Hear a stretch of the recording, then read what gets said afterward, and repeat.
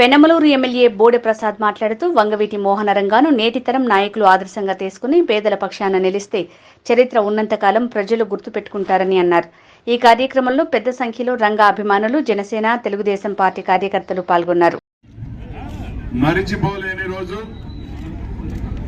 ఎప్పటి నుంచో గ్రామ ప్రజలు కోరుకున్న స్వర్గీయ వంగవీటి మోహన్ రంగా గారి విగ్రహాన్ని ఊరు మొదల్లో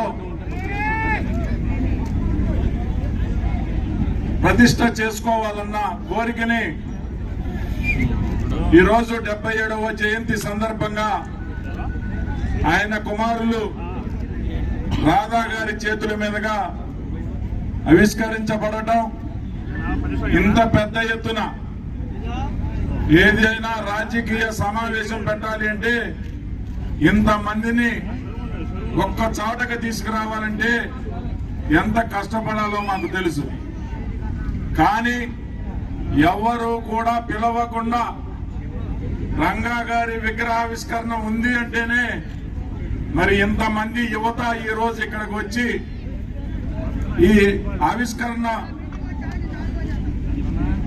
కార్యక్రమంలో పాల్గొన్న మీ అందరికీ ఈరోజు రంగా గారి చరిత్ర ఒక స్ఫూర్తి, ఒక ఆదర్శం. రంగా గారు చనిపోయినప్పుడు పుట్టని యువత కూడా ఈ రోజున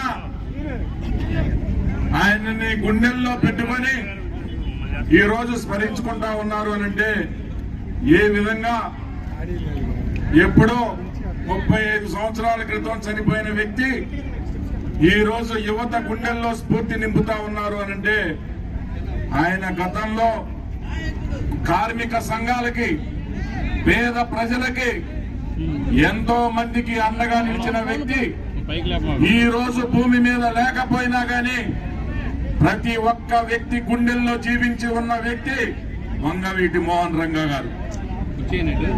ఎంతో మంది ఈ భూమి పైన పుట్టి చనిపోతా ఉంటారు, చాలా మందిని మరిచిపోతా ఉంటాం. కానీ శతాబ్దాలు మారిన, చరిత్ర మరవని వ్యక్తి వంగవీటి మోహన్ రంగా గారు. ఈరోజు ఆయన్ని స్ఫూర్తిగా తీసుకొని ప్రతి ఒక్కరూ కూడా ప్రజల కోసం, పేద ప్రజల కోసం, కార్మికుల కోసం, కార్మిక సంఘాల కోసం ఏ విధంగా ఆయన పాటుపడ్డారో ఆ విధంగా సమాజం కోసం మీరందరూ కూడా యువత ఆదర్శంగా తీసుకొని కష్టపడి మరి ఆయన ఆశయాలని మీరందరూ కూడా ముందుకు తీసుకెళ్లాలని ఈ సందర్భంగా మీ అందరికీ తెలియజేస్తూ మరి వేదిక మీద